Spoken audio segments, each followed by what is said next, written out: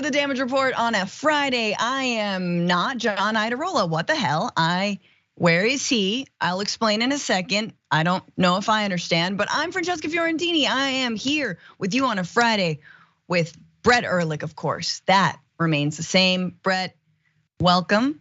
Yes, this fulfills my contractual obligation to appear on Fridays to help the Damage Report out. It's not just me desperately needing attention. It is all for the masses. That's why I'm here. No, they would be screaming if my guess were anyone else. John, by the way, said, and I quote, "I think I have electricity in the back of my throat." Yeah, he told me that. So whatever that is, guys, I feel like John has COVID now for like the 7th time. I'm very convinced he's had it many other times. He swears that he hasn't. I don't believe John is a practice, except when he says he can beat up Elon Musk using Krav Maga. For some reason, I believe that. But yeah, he said to me, and I hate to violate HIPAA, but since he said the same thing to you, he says, when I breathe in, it feels like I have cold electricity in the back of my lungs. You're like, I don't know what that is.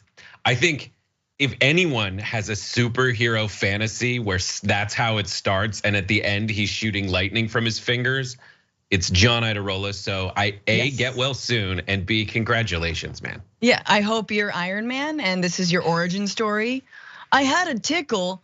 I thought it was COVID. Turns out I'm the next Marvel character. This is totally like, John also said it in a way that was like, maybe it's cool. Like, yeah, maybe I can turn things into ice. He's like, I don't know what happened. I went and saw Dial of Destiny in a theater. So maybe I was around people like that. I also got shot with an experimental beam, but those are the only two things that I can really pin it on. Well, anyway, get well, John. I hope this is not gonna age well if something terrible happens. So everybody send all the vibes, send all the love over to Mr. Iadarola, little Johnny, yada, yada, yada, as we all say. We have so much to get to. It's kind of a First Amendment Friday is what I'm gonna call it. And how that is often applied differently depending on who you are in this country. Another horrible Supreme Court ruling coming down. A January 6er who is free and loose potentially, but we will see. Some Trump legal updates, as well as, of course, the Threads updates. Someone is feeling threatened by Threads, and we will of course get into that. But that being said, everyone, you know what to do. You're liking, you're clicking the thing, you're sharing the stream right now, you're sending in super chats that we will read in all of our social breaks. And with that, Brett, are you ready to get this Friday started? Let's do it. Okay, to the best of my ability. Here we go.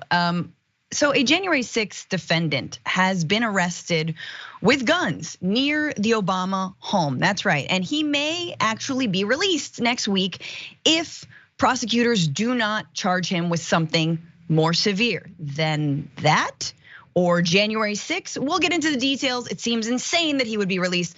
The man's name is Taylor Taranto. Here's a photo of him. He's 37 years old, and he basically he received the address of Obama's address after Trump posted that online. And Taranto, his choice of social media, of course, is Truth Social, and Taranto retruthed that.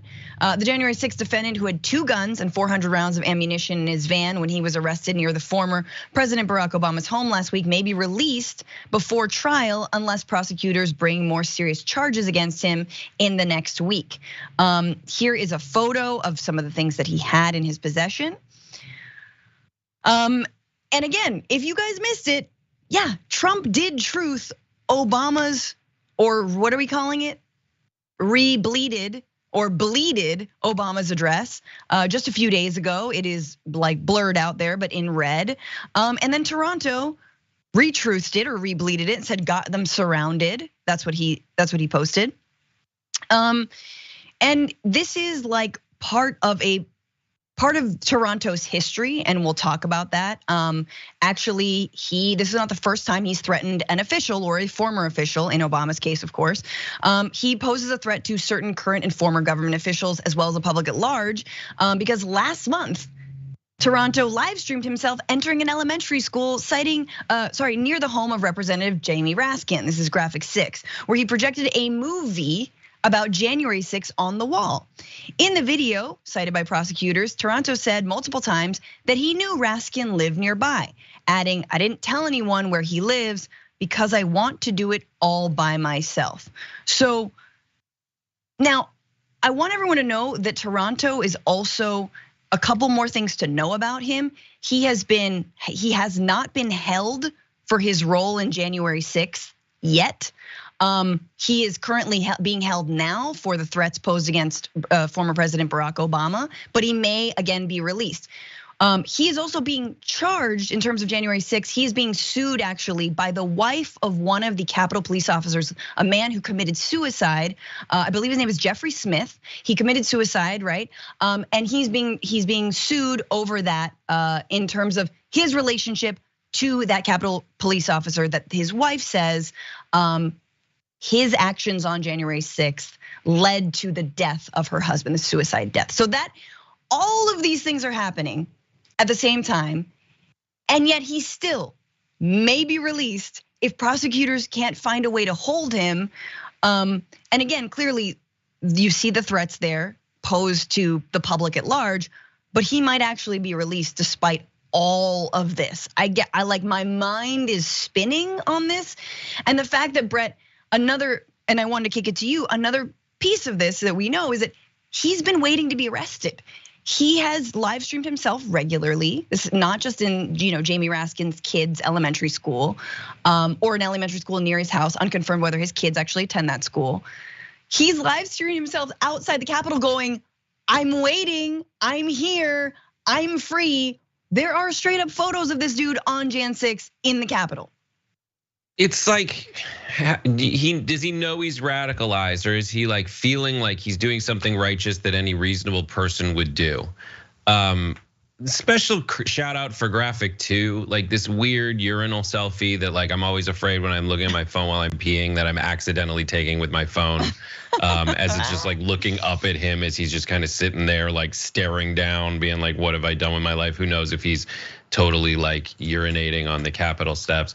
But just the default setting that we're willing to put up with. I don't know the specifics of like what you're allowed to, what you have to get held over. There's definitely a slippery slope argument to be had with like, holding people when the boundaries of the law are found. That's more for me like a change the law kind of thing. But definitely this doesn't pass the sniff test where the guy is very obviously standing there going like, here is my act, here is my intent, here is how it clashes with the law. And for all the people who say that the law isn't, that they're the party of law and order, you would assume that if they did this to anyone who wasn't Obama and wasn't Jamie Raskin, well then obviously they'd want them locked up and you throw away the key. It's just that this guy happened to have like really cool guns in the back of his car. That is the issue. I mean, yeah, and the fact that, and we'll get to it later, stalkers are being given a pass by the Supreme Court. But here we have an issue of a stalker, but yeah, he targeted Jamie Raskin before. Let's go to graphic 8. So in the days prior to targeting Barack Obama and prior to his arrest, he had broadcast threats to blow up the National Institute of Standards and Technology, warned Speaker Kevin McCarthy that he, quote, can't stop what's coming.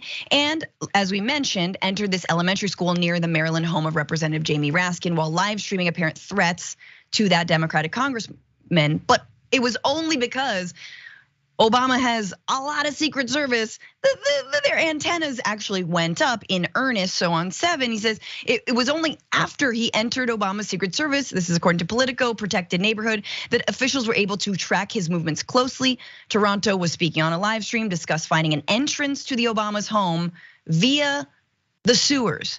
Down here, everybody floats. That is pretty much the MAGA base at this point. It's just Pennywise. It's just random QAnon people drinking jungle juice under a bridge in Dallas, and Pennywise the clown.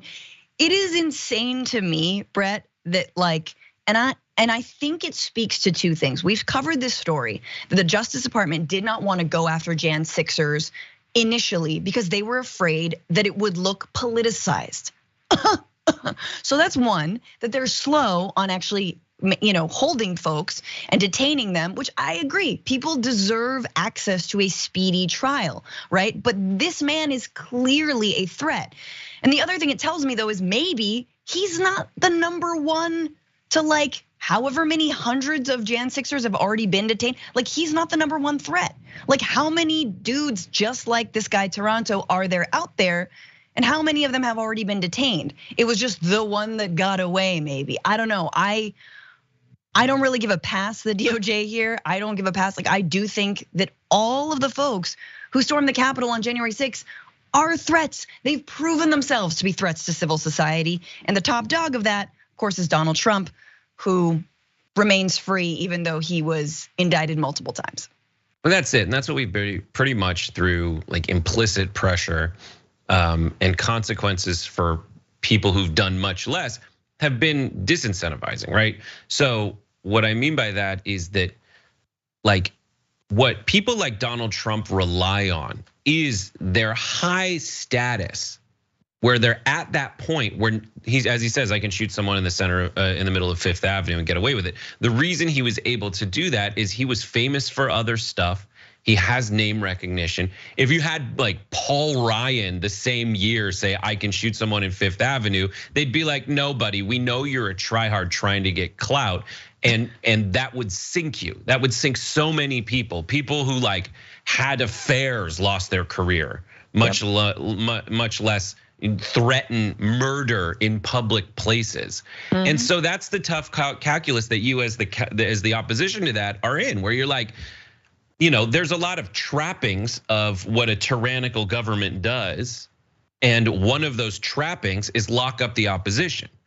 Now, what the opposition takes advantage of is you knowing that, and you knowing that you're basically opening yourself up for basically becoming the tyrants they're calling you while they're doing the tyrannical things. Yes. And so that's why you see the Department of Justice say, well, Donald Trump, we gave him 4 million chances, and the various departments of justice in states and different jurisdictions say we gave you millions of chances to not break the law, to not get arrested for this.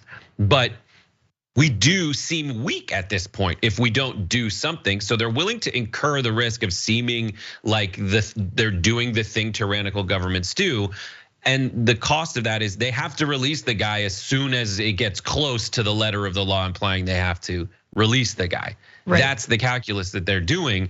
And unfortunately, that does to the average observer who's like, this guy has a bunch of guns outside Obama's house. He's menacing the children of Jamie Raskin. If you don't do something, you're weak. So now everybody is calling essentially the good guys in this story weak bad guys. And it's a tough spot to be in, but this is kind of like what the mature, responsible people have to do, I think. I just don't know how else to do it. Yeah, it's just still wild to me how unequal justice is applied in this country. And Jan 6ers have revealed all of that just on one day. In the 4 hours they turned the Capitol into their little playground, and a lot of them are still free. Toronto is currently not free. We will see, I think as Brett alluded to, they're probably gonna keep holding him. That'd be my guess, but you never know. Let's move on though to that top dog and some of those legal updates for Donald Trump.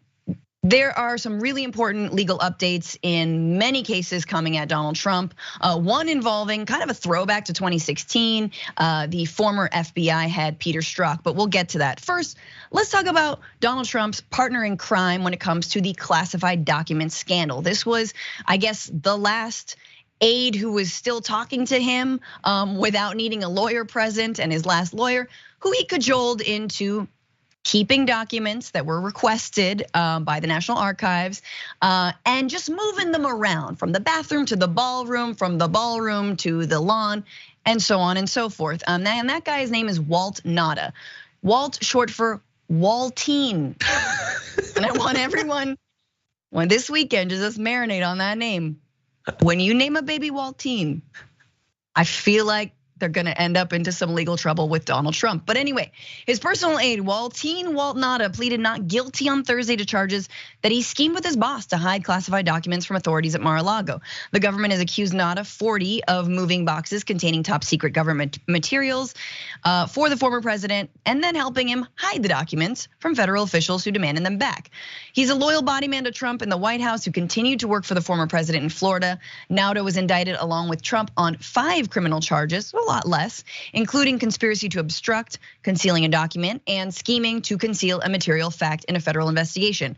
Nada was also charged with lying to the FBI, and Trump was charged with 31 counts of mishandling national defense information and 1 count of causing false statements to be made. Nada faces up to 20 years in prison if convicted of the most serious charge made against him, of course. Now, without really naming him by name, Donald Trump bleated on Truth Social a very rambling statement about this. I don't like, where do I even begin? Vital case law, here we go, of which there is much. What does that even mean? Okay, further confirms the Presidential Records Act is the only statute which applies to the presidents and their records. These cases build on the Clinton Sox case in making it clear that presidents have complete latitude and authority when it comes to documents. So you like the Clintons now? As well as that the PRA has no criminal enforcement mechanism. Deranged Jack Smith knows this, but refuses to even mention the words Presidential Records Act in his scam indictment of Biden's political opponent, who is leading by a lot. That means him in the middle of a campaign. A no. Blah, blah, blah. He goes on, but he doesn't mention his homie, his aide, his main man, Brett. He doesn't mention Nada, Waltine. What are the chances? Just hear me out. Waltine's gonna take the entire faultine for all this. Listen, he's endured so much in his life. What's one more thing? I think the bigger burden is the name Waltine. On the upside with the name Waltine, which according to the one website on the internet, which says where the name comes from, it means walled-in city. And it says that no more than 5 children are given that name every year. Well, that's a success. That's special. I'll just say before we move on to actual serious matters, please. He could have had a more common name. And like what you want in your nefarious people who are mired in controversy is a rare name, so it doesn't ruin that name for everyone else who has it. Right. I'm referring to other Adolf, 5 a year. The other 4 every year. Which is a disservice to them, but like, I don't think it's the straw that broke the camel's back. I love that it's at least close to Walt. We're looking at you, Brett Kavanaugh, right? I'm sure every time you're like, ugh. Exactly. All the B-roll like ruins it. It's like, Brett, you suck. I'm like, I get it for different reasons than this guy does. I don't know. This whole like Clinton Socks case. When I think of Clinton and socks, I think about their cat. I believe it was named Socks. Me too. So ridiculous. But apparently Clinton kept socks in his tapes in his sock drawer. And a judge was like, it's fine, or something like that. According to PolitiFact, it's a different case, and it does not, believe it or not, have the same implications that Trump is bleeding on the regular. I do think that Waltine will have to take the faultine, as you said, and it sucks, but at least he's gonna have his name in a footnote somewhere in the history books in something that was, I don't know.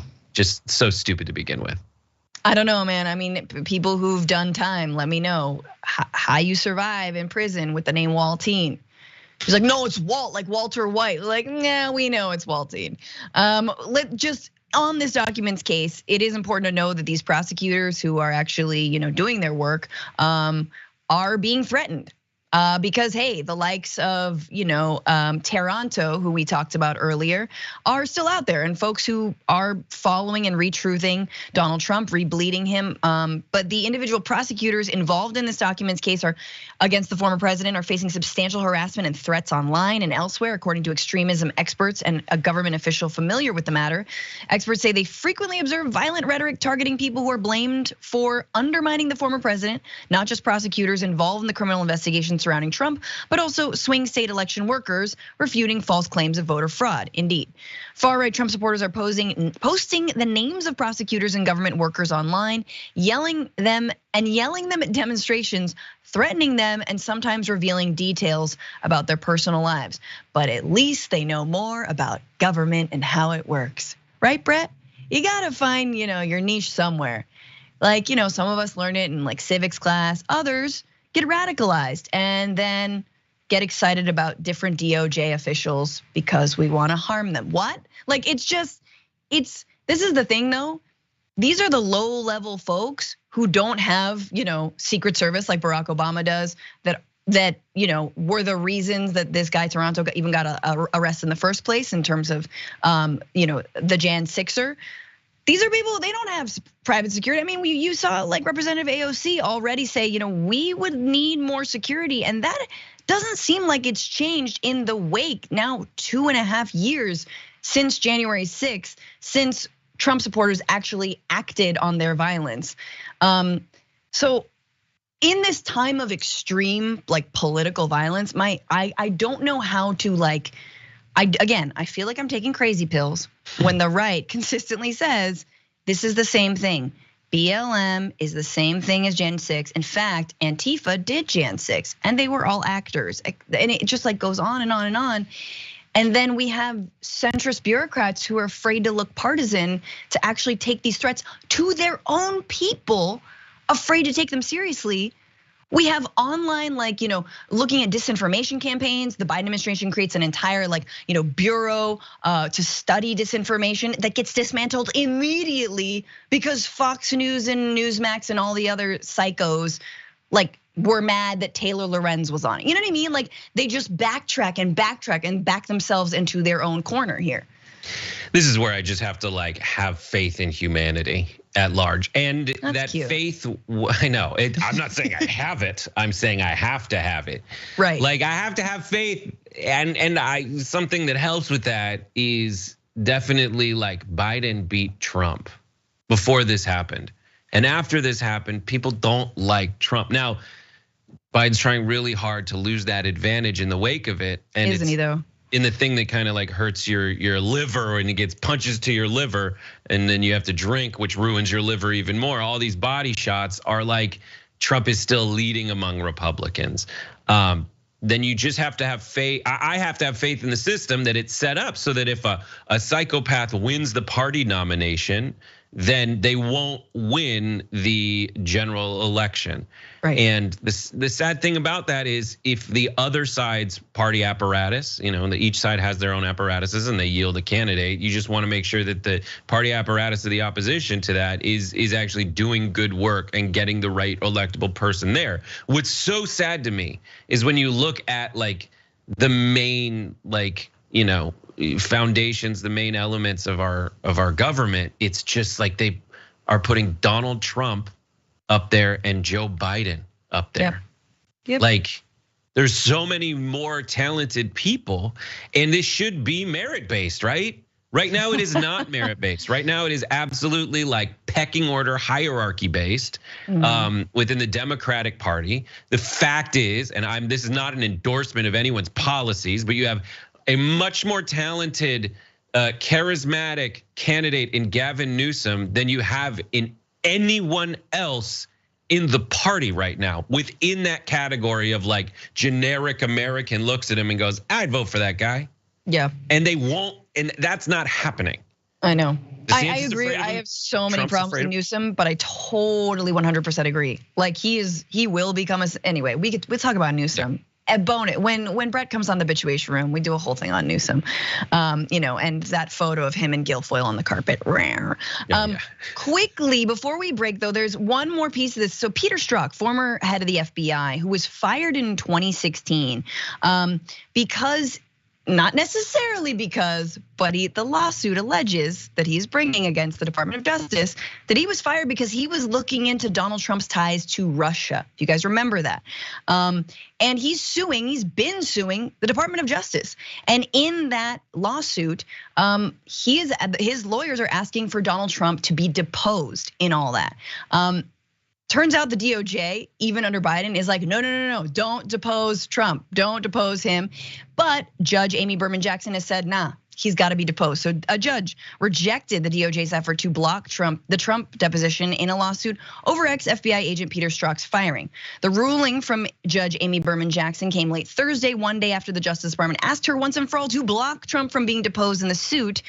The DOJ argued that deposing Trump is, quote, not appropriate, especially since there's no evidence that the case indicating that the FBI fired Strzok at Trump's direction, even if that's what Trump wanted to happen, which is, I swear to God. Okay, so this was, in case we forgot, Trump really wanted Peter Strzok gone. In 2018, he said, I'm amazed that Peter Strzok is still the FBI, and so is everybody else. Peter Strzok should have been fired a long time ago. And that was 2 months before Strzok was fired. So quick correction on my part. He was fired in 2018, not 2016. Again, he felt that he was wrongfully dismissed and that his First Amendment rights, that's this, again, what he's bringing in this lawsuit, that they were violated when he was wrongfully terminated the year before over private text with then FBI attorney Lisa Page reflecting anti-Trump sentiments. So you guys remember that. So he was not only looking into the ties between the Trump campaign and Russia, but he, like you do when a neo-fascist comes into power, texted some stuff to Lisa Page about being concerned. Now, here's the problem I have with this entire story. The DOJ, and everyone needs to understand this, everyone who put any faith in the Mueller report to save us, all the libs who were like, Mueller, help me, Mueller, you're my only hope. No, these are career diplomats, not diplomat, they're career centrists. Former head of the FBI is gonna be your savior? I think not, all right? They might do the investigation, but they will not hand down any kind of actual criminal charge or recommend that Trump not be allowed to be president currently or in the future. And the same here, the DOJ is like, no, don't depose Trump, that's bad for us. Like, no, you should have Trump deposed. The guy will relish in the fact that Peter Strzok was fired, so Brett. Yeah, my only thing about this is in what you're saying, everything's a version of like, do I go to Twitter, which is owned by billionaire Elon Musk, or do I go to Threads, which is owned by billionaire Mark Zuckerberg? We just always seem to, quote, get ourselves in this position where like we have to rely on people that we're just like, I know what drives you. I know what kind of a person you are. I know that you're not like necessarily my friend, but in this situation, I have to rely on you to kind of be my ally here. And you're the lesser of two evils. That doesn't make you good. Yeah, deep state versus deep state. Hello. But we have to take our first break. Don't go nowhere. There's so much more on the other side. Rawr. Wow. Oh wow. Go to Brett real quick. How's it going, guys? Hey, it's wow, me. Brett, you look different. No, I look sexy. For those of you who don't know, when I say that like the reason that Ron DeSantis and Donald Trump are so against or so afraid of Gavin Newsom, and when I talk about Gavin Newsom banging Trump's wife, this is what I mean. He was married to Trump Jr.'s wife, Kim Guilfoyle, before he cheated on her with like his best friend's wife. Oh God, see, this is the president we need. This is more a notch in your bedpost than a political liability these days. God bless America, I guess, in this, what I think is a view from like where is this? This is like on Ann Getty's rug in San Francisco. This is like the NorCal trifecta. Yeah, this is like, it looks like a Mar-a-Lago Trumpian. Like in terms of everyone's like, oh yeah, first of all, he sounds like Batman, but clearly there, like I'm pretty sure, what's her name? Vanessa Vane, what was her name? Gavin's future wife. No, in Batman. What is it? Vicky Vale. He and Vicky Vale do it on the rug, and all right. And like the fact that you've got a fireplace going behind you, the whole thing is straight out of Batman. It's so good because they're so painfully hot in this photo. I know. All of America's like, I'd watch that. Yeah, she like, anyway, we don't have to talk about her looks. She's ugly. on the inside. Yeah. But let's go to the comments, member comments. Greetings, fellow humans. Have a nice peace, says Inquis in Itionor. Sick. Fab4 says good morning, afternoon, or evening, dragons. Good night. Nasty habits, nasty dragon. Gross. Do you cut your fingernails in public? Because that's the nastiest habit. Hello, everyone. Thank I'm back. You. Yeah. Thank you. I hate the sound. There's a certain TYT employee where I would be at my desk and I would hear bink, bink, bink, and I'd say, dude, you can't. I know that they're going into the trash everywhere. can. I'm like, you don't know that. They're not. And I think I flick my boogers and they go anywhere and they disappear magically. No, they land on the wall. Yep.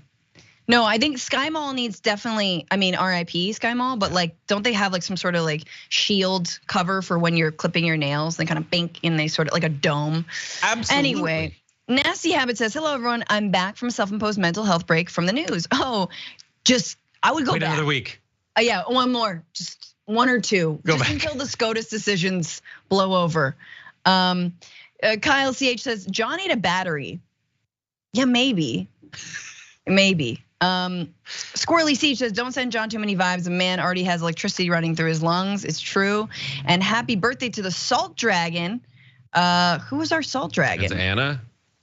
Is that her birthday? Anna's birthday? Oh, hell yeah. Happy birthday to the Salt Dragon. There we go. I was like, I got her this picture. Yeah. This very similar we got picture. You something. Oh God, the knees, too much. Sexy. Similar picture.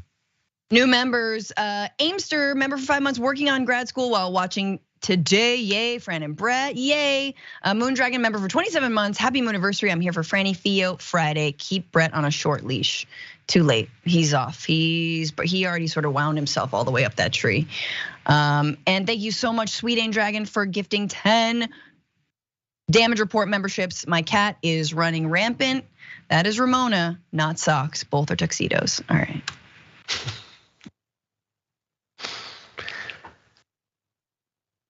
Welcome back to the Damage Report here with Francesca Fiorentini. That's me, Brett Erlich. That is he. Let's get into more news updates in the social media wars. Starting with this. When's the last time Facebook opened up their books and told us what they were up to in 2020? Right. They haven't. When's the last time they told us what they were up to in 2016? They haven't. When's the last time we found out about the Zuckerbucks and where they poured in to key Democratic districts in key Democratic states in order to help Joe Biden win? So what did Elon Musk do, who's not a conservative? He opened up and said, hey, I want to tell you what's been going on. And the one thing I will let you know is if I suppress you, you'll know about it. And I'm not looking to suppress any free speech within reason. So why did Zuckerberg all of a sudden feel an absolute need to go and do this? Because once again, if you give Mark Zuckerberg and all the others a social media platform, we will never find out what they're up to, despite what any judge rules. Wow, someone's getting Twitter blue for free. That is Brian Kilmeade, very upset, like the entire right is upset, but Elon Musk is not a conservative, just being defended by every conservative out there, very mad at Mark Zuckerberg, head of Meta. I can't believe I have to say that. It's Facebook to me. After, of course, the company launched their version of Twitter, Threads. So we'll get into some of the reactions from the right, but for now you need to know that Musk is not going quietly, all right? He in fact has sent a cease and desist letter over to Threads or Meta or whatnot. His legal team, which is like a 14-year-old kid at this point, who has watched a lot of Law and Order, but doesn't actually have a law degree. But anyway, it doesn't matter. Sent that cease and desist letter to Meta, accusing them of misappropriating Twitter's trade secrets after Meta, and this is true, hired some Twitter employees. So this is according to that cease and desist letter saying over the past year, Meta has hired dozens of former Twitter employees. Twitter knows that these employees previously worked at Twitter, that these employees had and continue to have access to Twitter's trade secrets and other highly confidential information, that these employees owe ongoing obligations to Twitter, and that many of these employees have improperly retained Twitter documents and electronic devices. With that knowledge, Meta deliberately assigned these employees to develop in a matter of months Meta's copycat Threads app with the specific intent that they use Twitter's trade secrets and other intellectual property in order to accelerate the development of Meta's competing app in violation of both state and federal law. However, the spokesperson for Meta said no. No one on Threads engineering team is a former Twitter employee. That's just not a thing. I think he might have threaded that out, so that's fun.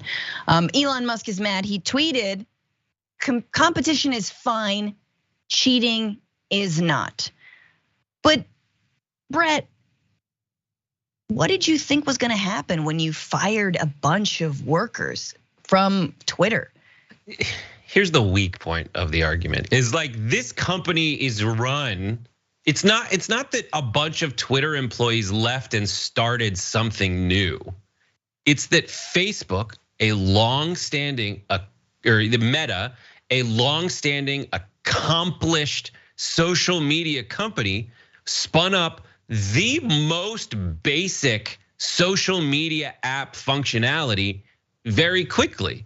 Because of course they would. It's like Naomi and like Adam, like all the people who run that Facebook/Instagram, that whole group is very capable of doing. Go follow Dustin Moskowitz on Threads. He outlined basically what's happening and what he thinks of it. He's at this point really got no skin in the game, so he criticizes it as well as celebrates the certain benefits that he has, and shares little tips like if you hit return 3 times, it'll automatically start the next, bit of your thread, and you don't have to like send the first one before starting the next, like all this stuff. But outlining the fact that like you're mad, buddy, that all these pros were very good. You're basically mad that the pros are pros at the thing they're pros at. Right. And you are not a pro at this. And you're mad because you face planted from the jump, and the people that you're trying to appeal to are really like are just like wanting to watch the world burn. And that's fine. That's a lot of what social media was based on in quote the good old days. Go for it. But just know that the reason that you're triggered is because of your own failures. The fact that you paid $1 gajillion for something that they were able to snap their fingers and make happen. And what are you mad about? Like the fact that you can tell people what you're up to and what your thoughts are very quickly on the internet. Every single platform does that. Yep. And what a week to roll out Threads too, just on the back of the Twitter limits, only being able to see 600 tweets at a time, now 800, I guess. Only being able to see people's tweets if you are have a blue check and subscribe to Twitter Blue, just on and on and on. Even the people who were hanging on and like, okay, I'll deal with everything about Twitter now, even though I've got like anti-Semites and racists like coming after me nonstop, I'll deal with it. Even they're like, nah, I'm done. So again, every wrong move from the, incredible innovator who's really good at business. But let's remember, Zuckerberg is no hero, and he's just the parent for this weekend, and we will see. He's still an abusive parent, as I've said. Alex Valatis on Twitter, but then Elon responds. We'll watch, take a look at this. Says the dangers of a world where Zuck controls all media. Like many other people, I've been having fun playing with the new app, but it's important to remember what's at stake here. Zuck already controls the largest, and I'm sure there's a show more, but who sees more now on Twitter? I hate that function. So he explains, obviously, the incredible monopoly that Meta has in terms of messaging apps, in terms of WhatsApp, Instagram, Facebook, of course, and now Threads. And then there's a screenshot here of a very, very old chat, I believe, referencing how he even started Facebook, which was a bunch of people gave him a bunch of images. People submitted, I don't know why, they trust me, dumb Fs is what he says. And Elon Musk replies, any social media monopoly is despair. It's despair. And yet, funny, Brett, because it seems like whether it's Substack, whether it's now Threads, whether it's any outside link to anything else, Elon Musk feels really, really fragile about maintaining his, I don't know, I would call it a monopoly on the sort of written word social media space. Right, he's mad because he bought an idea. And listen, you can be mad at Facebook for copying Foursquare, copying Twitter when Jack made it with the status update. They just do that because they can. And then they sit there, and both of these, no one's got any sympathy for Elon Musk or Mark Zuckerberg in this. That's why on Happy Half Hour we have this segment, everyone in this story sucks farts, because they just do. They just do, and it's fine. But like the hypocrisy specifically in Elon Musk, who as recently as like a week ago was like, now if you swipe up on videos, it'll give you the next video, which is just totally taken from the TikToks and the shorts and the reels of the world. Like you're doing the exact same thing. And that one of the reasons we have no or we should have no sympathy for it is that like, this is also part of the game, is these, oh my God, you go back to the cage match talk. It made you seem like more of a baller than the cease and desist letter ticky-tack lawyers speak. Just solve it in the arena, man. But back to the right and all their freak out. It is interesting. So this is legit, actually, something that happened on Threads, but of course tweeted by a right winger who pointed out that when you try to follow Donald Trump Jr., there is a little pop up on Threads that says, "Are you sure you want to follow Donald Trump Jr.? This account has repeatedly posted false information and really cringe jokes that was reviewed by independent fact checkers or went against our community guidelines." I added the cringe jokes part.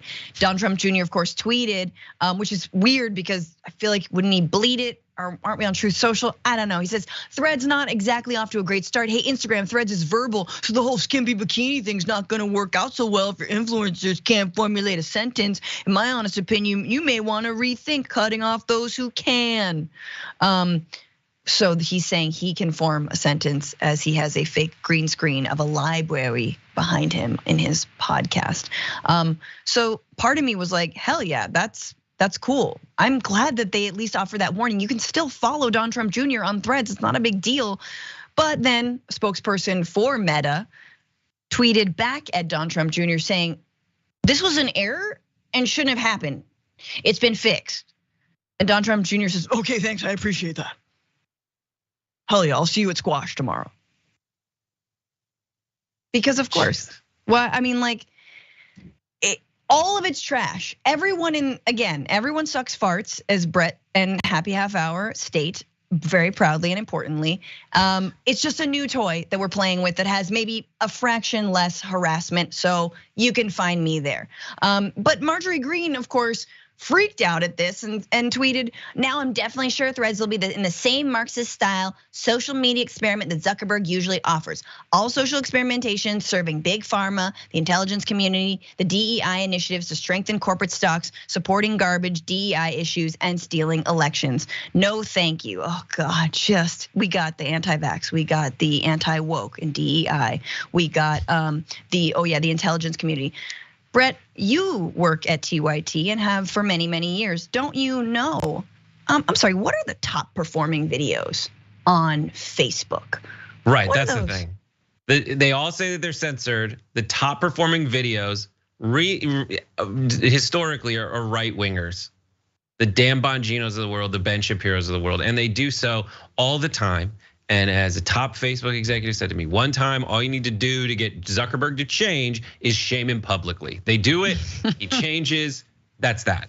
Yep. And they did it in the 2016 election too, when they, right wingers were glomming onto him. Oh my God, you're biased against us. And he completely dissolved basically a body made up of former journalists and former copy editors and editors, who were effectively making sure that fake news wasn't spread in advent of the election.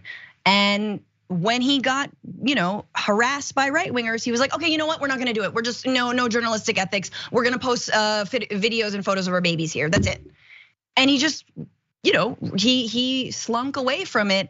And then of course we led to the massive amount of disinformation on Facebook specifically and radicalization that we see today. So anyway, Yay, Zuckerberg. We got to take another break. Dragons. It's so funny. Like, I like analyzing the heads of these companies as like what their version of like kung fu is, like there's the different styles, the mantis style. Zuckerberg's style is to just like show no emotion and constantly make mistakes and then apologize in like very basic little ways and then just do the opposite of what he did based on the fact that he got caught and you didn't like it. And then they all kind of do that. They all have an idea of like, here's what's gonna work. Okay, I'll change the part of the execution that they didn't like. When they launched the feed, I remember everybody's like, oh my God, this is a huge invasion of privacy. You're scraping everything I put on this and then just tee it up for everyone. And he had the faith that it would work and issued an apology saying, listen, you're right. This was horribly wrong, the things we did, these 4 things we did.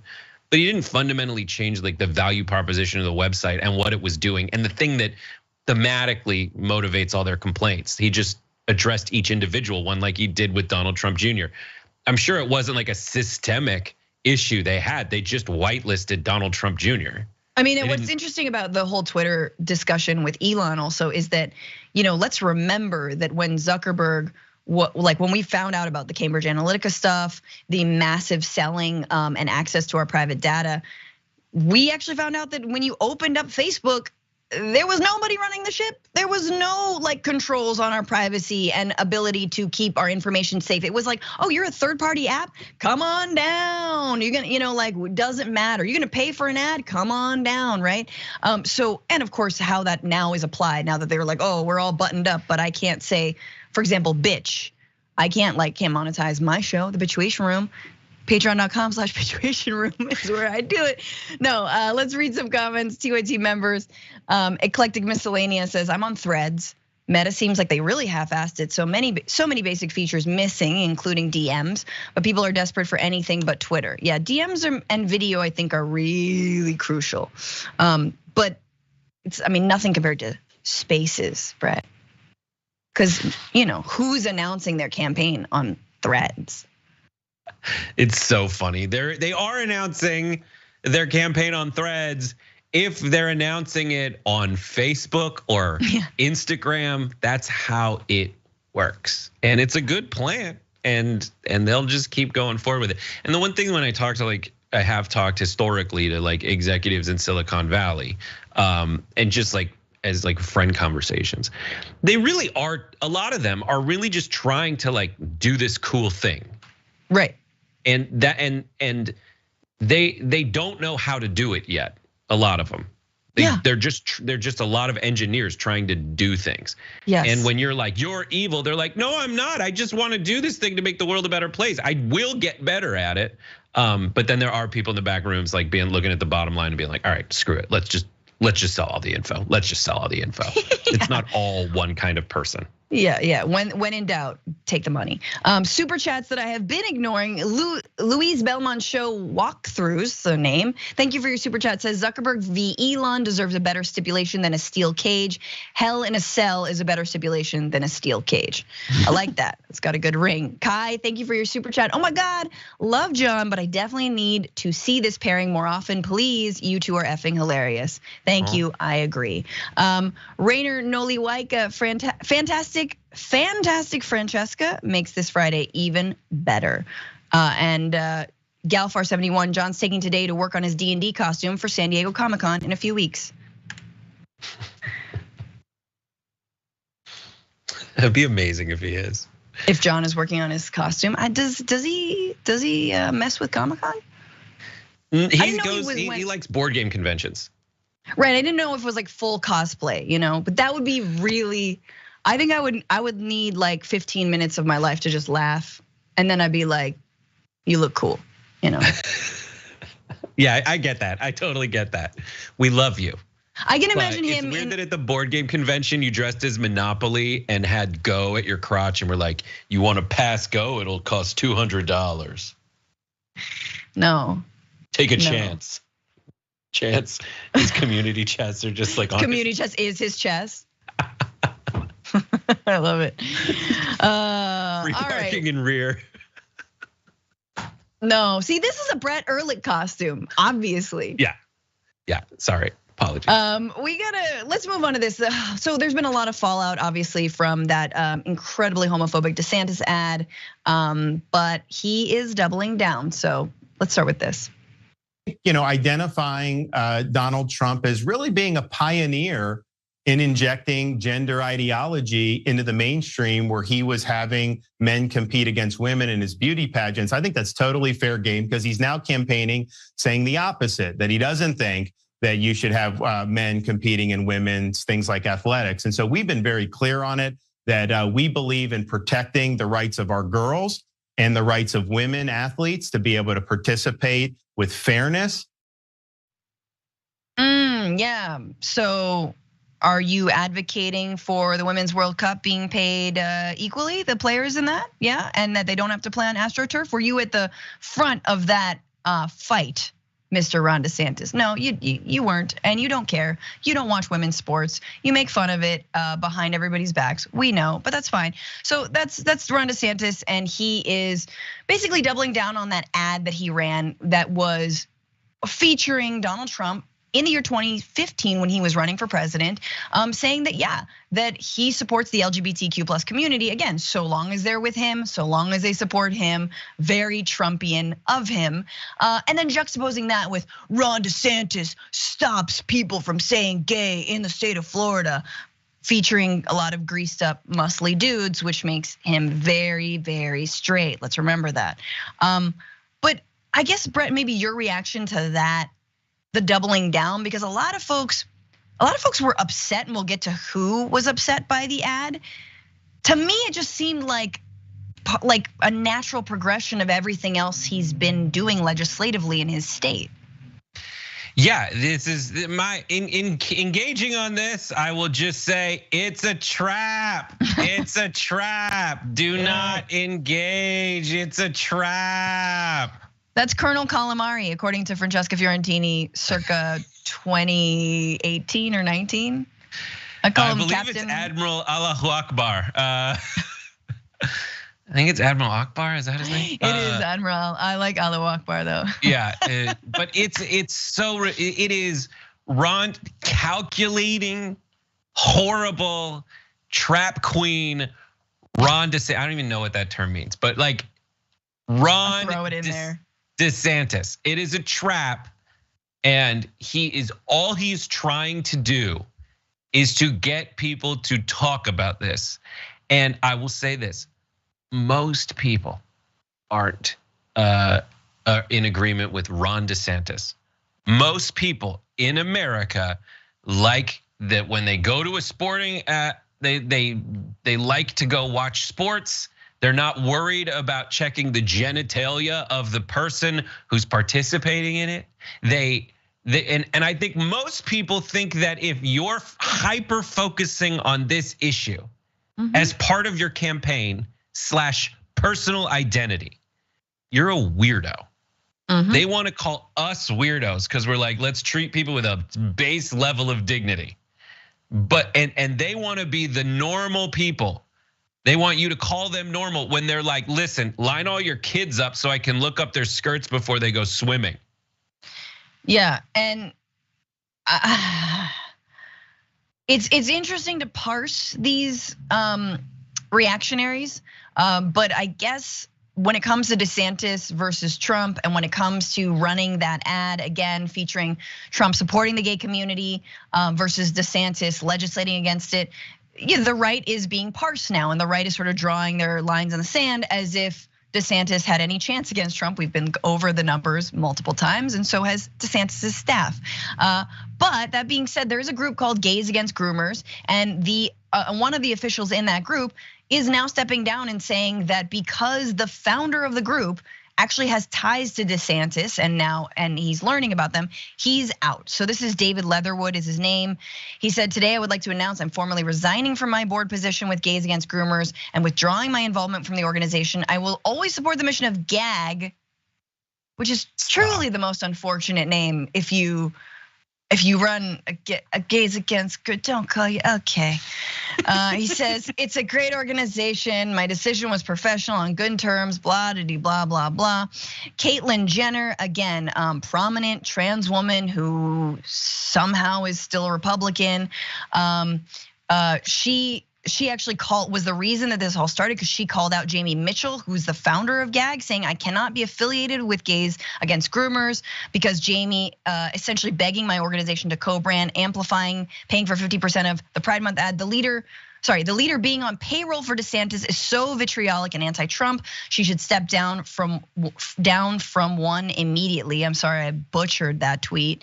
But it is interesting, Brett, that there is a line even for these conservatives. I mean, Gays Against Groomers, you'd imagine them sort of to be the unrequited fans of, Ron DeSantis. Like, we support you being against groomers, but we're also gay, but no, they have a line. Caitlyn Jenner has a line finally. And they're saying, yeah, your anti-gay agenda is one step too far. Yeah, we believe that Democrats are like, pedophiles and, probably like, drinking the adrenochrome of children and whatnot. But all this like anti-gay hatred and anti-trans hatred, we're out. I'm fascinated by that. So in politics, there's kind of two operators you kind of identify. One is the DeSantis type and one is the Trump type. One is DeSantis is going to do testing, polling, studying to make sure that he absolutely is taking the right position and leaning into it, coming up with that pregame plan to play the game, and he plays it. And then there's Donald Trump, who's like just kind of working on his material on the road. He's just like, he's out there retail politicking with a lot of folks and just going with his gut. And his gut is telling him like DeSantis is going too far. And that gives Trump a lot of power because he can change his positions whenever he wants. But if DeSantis does, he is over because it's all, people met him that way. Yeah. People met Trump in Home Alone 2, and The Apprentice, and they just are there for general energy.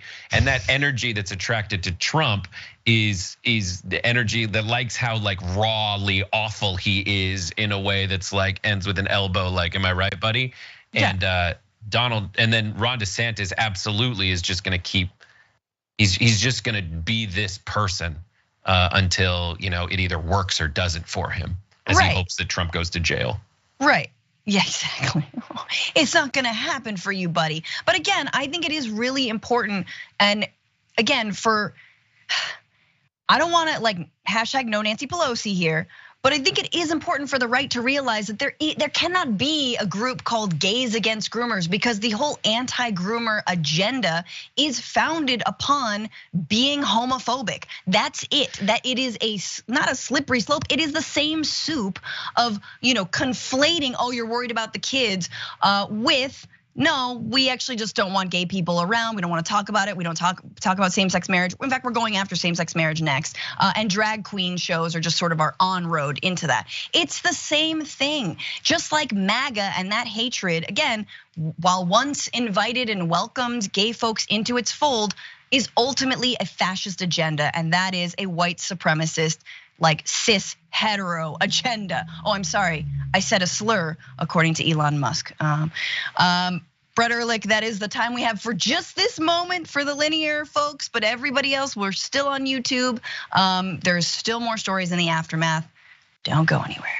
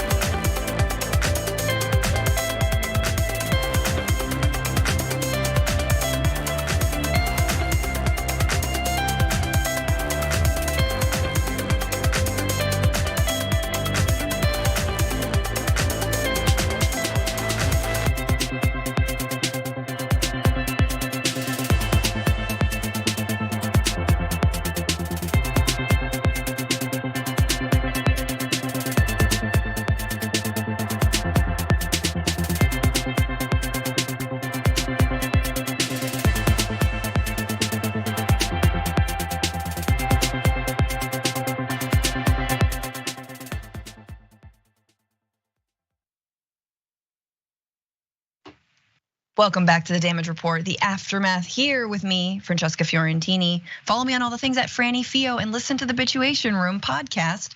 I do a bonus bish also today at 1 o'clock if you guys want to hang. Brett Erlich is over there, and I wanted to just read a couple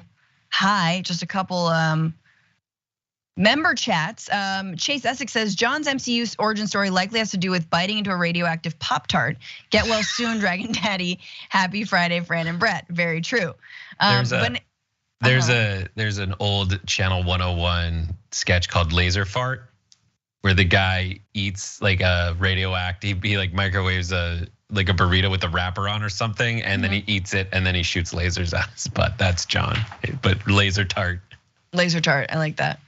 Banana ham grenade says, how much news could a news Fran news if a news Fran could Fran news? She would news as much as she could and news as much as news as a news Fran would. I enjoyed that. Thank you.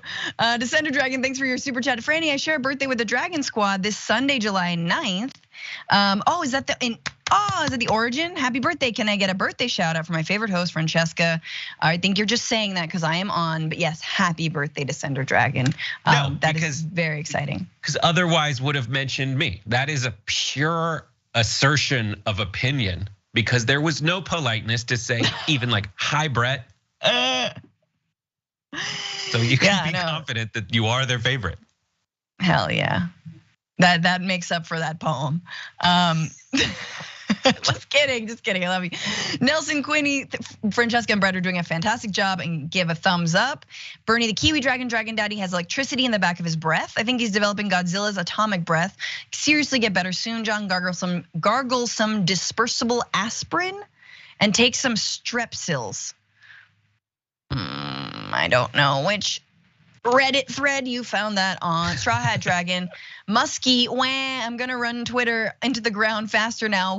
It's Zuckerberg's fault, not mine. I'm still a genius, right? Yeah, he's going to completely ruin the timeline. All this. He's like, it was actually when threads. No. You were failing all by yourself, buddy. All by yourself. We still have more stories to get into. This one, very important. Did the Supreme Court just legalize and make it easier to stalk someone? That is a question I think a lot of people are asking themselves as these decisions are continuing to roll on and come down. And this one might be another one that is only putting us further at risk. So this was a 7-2 decision actually, with importantly, Clarence Thomas and Amy Coney Barrett being in the opposition to it, meaning they did not want to make this easier, but it was a free speech, supposedly a free speech lawsuit. And this was according all to Slate, who sort of does a good breakdown of it.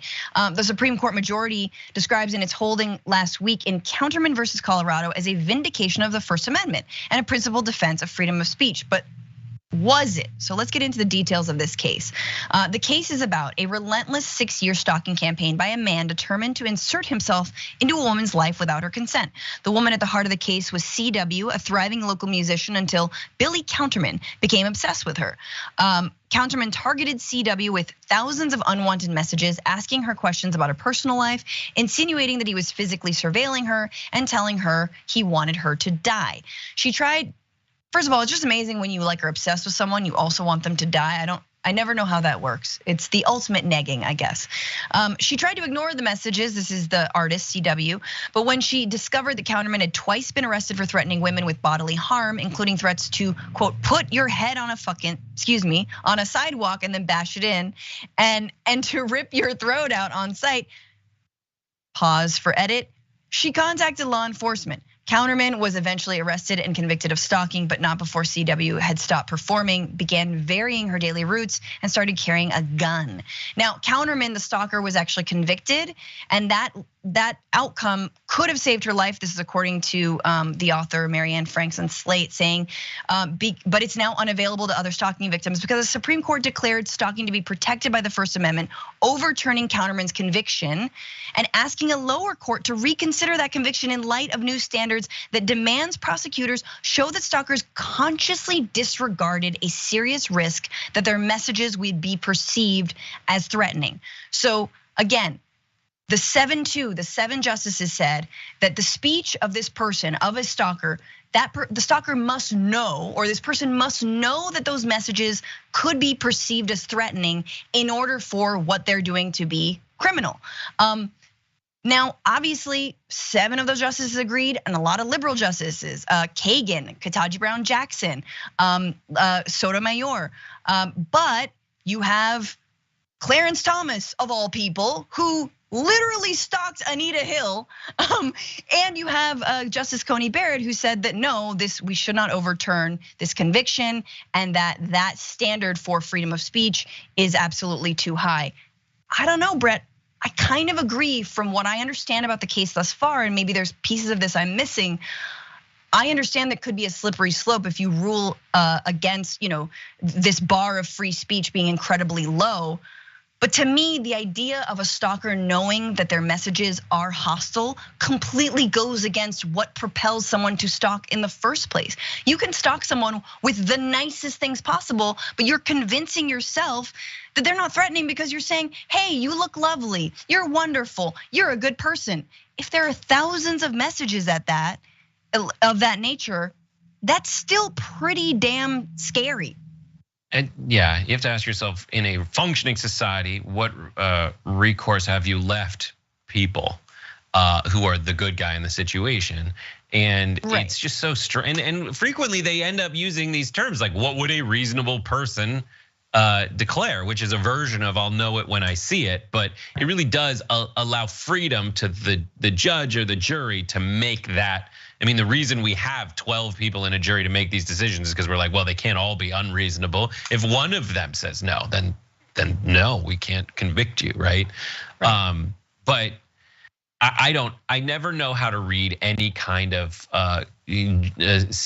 decision like this that's divided so strangely. The takeaway is that it seems like they're like, the Supreme Court does stuff like this where they're like, you actually just used the wrong test, that's it, that's what it was. It wasn't that this guy was a good guy, it wasn't that he was a bad guy. It's just we applied the wrong test. So on what is essentially a procedural justification, they're saying like, this just no on this. Yeah. And in the future, use another test, which may still result in the conviction of the dude. But in this case, you didn't use that test, so you can't proceed with that conviction. Right. And that kind of addresses in limited scope the recourse of the alleged victim in the case. But it's just one of those things when you see it at face value, you're gonna see a lot of conflicting stuff. And that's what really, in my opinion, makes this Supreme Court so great. You never know what they're gonna say. No, it's true. And God, I don't know. I guess I just feel like they should have looked at the impact, right? And the intention is very different, right, than the impact. And it reminds me of kind of the Trump stolen documents cases, where it's like, well, if he knew that it was illegal to take them, then that is an additional crime, right? That is actually a crime. But if he didn't know, if he just said, I'm sorry, officer, I didn't know I couldn't do that, white guy privilege piece, which he could have easily claimed had he not many times over be like, this is not legal, I didn't declassify them, I could have, but I didn't, and I have them here, and they wanted them back, but I didn't give them. Like, he multiple times said that, but it reminds me of that. It's like, I don't know whether how much law should be focused on intent versus like the impact. And the impact of this in the real world is that this woman and many people who are the victims of stalking have to move, have to leave their professions, stop going out in public, do not post about anything about their lives, and live in fear. So TBD, but it's very concerning. Let's move into some good news, guys. Look, July 4th might have been the hottest date to date, except for July 5th, 6th, 7th, and whenever you're watching this, probably. However, there's some good news when it comes to the climate and the fight that we all need to be engaged in against, doom and destruction and nihilism around this. And of course, my girl Greta is leading that charge in Sweden, because she'd have to sail if she needed to do it anywhere else. But anyway, Greta Thunberg is gonna be facing a judge. She's gonna be in court on July 24th because she, along with many other protesters, but specifically 3 in this case, blockaded an oil tankers in June. This is in Sweden. She is 20 now. Oh, my girl's grown up. She joins a group of young protesters blockading oil tankers at a port in Malmo in June. Police said she refused to leave when asked to, and if convicted, she could face a 6-month prison sentence or a fine. Here was her posting on Instagram about this action. She writes, today for the 3rd day in a row, young activists from Talitbacka Framtiden, that's perfect Swedish, have blocked oil tankers in the Malmo harbor. The climate crisis is already a matter of life or death for countless people. We choose not to be bystanders. I'm sorry. We choose not to be bystanders and instead physically stop the fossil fuel infrastructure. We are reclaiming the future. Yes, Queen Slay, I love you. Now she didn't respond to the BBC of articles which we are quoting. But another activist who was arrested alongside with her and is being charged, Irma Kjellström. I don't know. I don't speak IKEA, and I say that with respect, but that feels like a wardrobe at IKEA. Irma said, the real crimes continue inside the gate of the port. We're not gonna sit and wait while the fossil fuel industry takes our dreams away from us.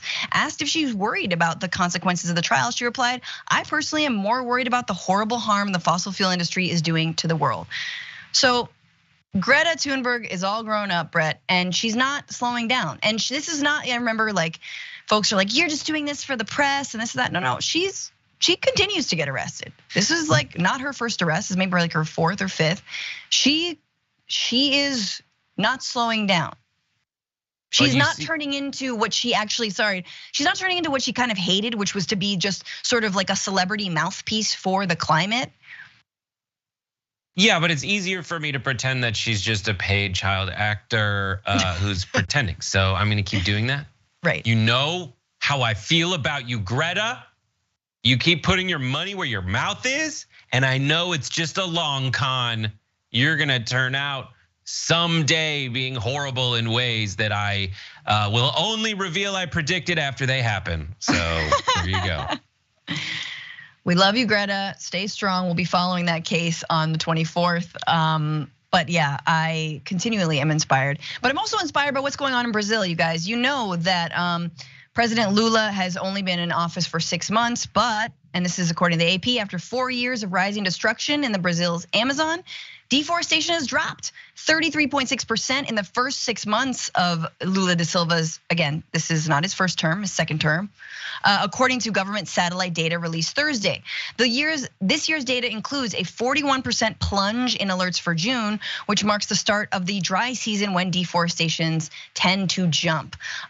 This is important to know because under Bolsonaro, who by the way, prohibited from running for office again in Brazil, amazing what real democracies can do. Brazil basically hollowed out its version of the EPA known as IBAMA, and agents in IBAMA, Graphic 7, retired. They weren't replaced during Bolsonaro's administration, and that reflected his effort to defang environmental authorities. Lula has committed to restoring the workforce, however, but the number of IBAMA enforcement agents remains at its lowest in 24 years. Again, this is a country that's bigger than the contiguous US. There's just 700 agents with 150 available for deployment. You guys need to understand something about the Amazon that I understand, even though I've never been there. But no, we understand the Amazon is massive. These are the lungs of the world, but definitely the Western Hemisphere.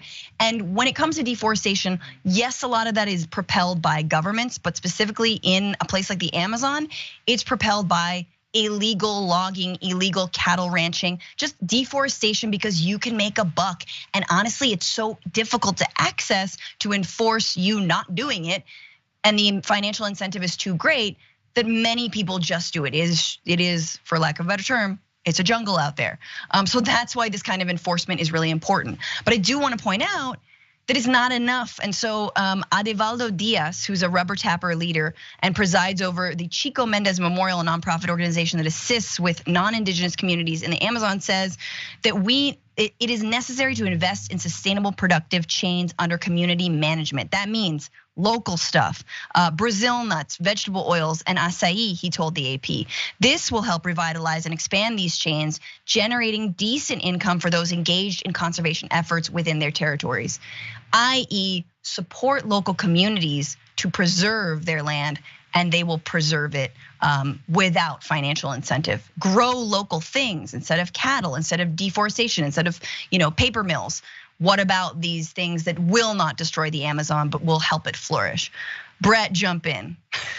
Listen, I've been watching a lot of TYT, and TYT hates Amazon, so I don't know what's with the double standard.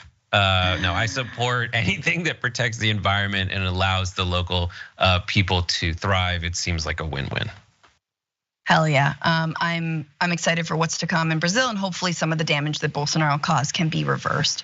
But you guys, you know what time it is. You know what day it is. It's Friday.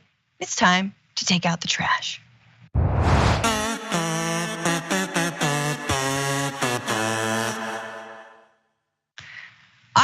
I wish my trash guy was as quiet and calm as that person. I feel like instead we get 3 massive trucks that wake up my child, annoy me. Even though love the garbage workers, love y'all, no disrespect. But anyway, that's neither here nor there. Francesca's just having a next door moment. Brett, who is your garbage person for the week? My garbage person is Ben Shapiro. Take a look. Quote unquote discrimination against a gay person is not in fact discrimination against a gay person. It is discrimination against behavior that is conducted by a person who happens to be gay. That is not the same thing at all. And that's the point the court is making. The gay rights movement has claimed they're the new civil rights movement. These are absolutely disparate movements. They are not alike in any way, shape, or form. The black civil rights movement was about the idea that you have an immutable characteristic that is not behaviorally based. Your race. It has nothing to do with your behavior. It has nothing to do with your feelings. You're black, whether you feel black or whether you don't feel black. That is not the same thing when it comes to issues of sexual orientation, which is about interior feeling. It is about behavior in the real world. And that is why putting LGBT as members of a quote unquote protected class under anti-discrimination law starts to get into very dicey activity as far as forcing other people to accept a behavior, not an actual objective state of the world that is visible to everyone else. It's not quite the same thing. I agree with Ben Shapiro on this, and that is why if I find out that you're a Jewish person, I can discriminate against you based on your behavior. If I find out you're a Christian person, I can discriminate against you based on your behavior. This is such a horrible argument that is one of those, I don't know if anyone saw the moment where he's like, if you live by the rising oceans, why don't you just sell your house and move? That'll happen. And the guy like breaks through the wall and goes, sell it to who, Ben? Aquaman?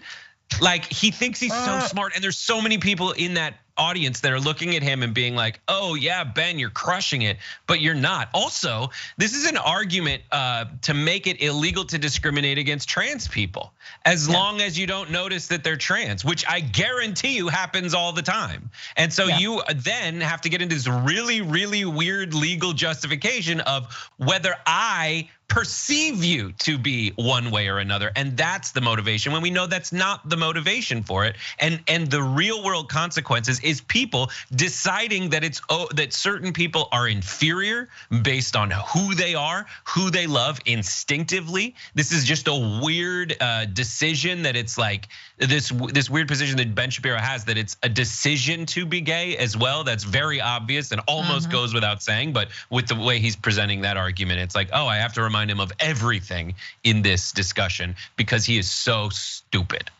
No, he's losing the thread there at the end. Like he knows he's losing the thread. He should have just like stuck a landing in the beginning and just like heard the nonsensicalness like echoing in his head when he was like, it's not about discriminating against gay people. It's about discriminating against people who happen to be gay.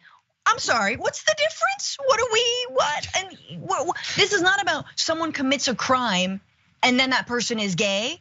No, this is straight up the crime is you're gay. And you want to have businesses, workplaces, educational systems. You want to be treated equally and fairly within those systems, whether they be private or whether they be public. And now that is no longer a protection. Now it's game on. And again, in this hypothetical case, which I think he's referring to, where again, a wedding website designer was hypothetically asked by a gay couple to make a web design for their marriage. She was offended.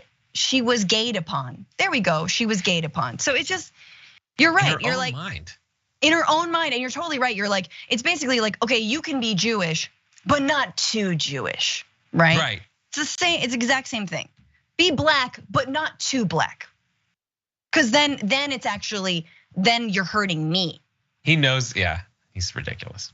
All right. Anyway, my garbage person is a man that nobody needs to know or remember ever, unlike Ben Shapiro. We only have enough slots in our brain for horrible right-wing pundits. So as soon as I say his name, forget it. But Steve Dees nuts is all I have to say. He is a Blaze TV host, and he again was talking about the Supreme Court ruling on the right to discriminate against LGBTQ people, and he started ranting about it. And take a look at his little slice. The public acknowledgement in a public building.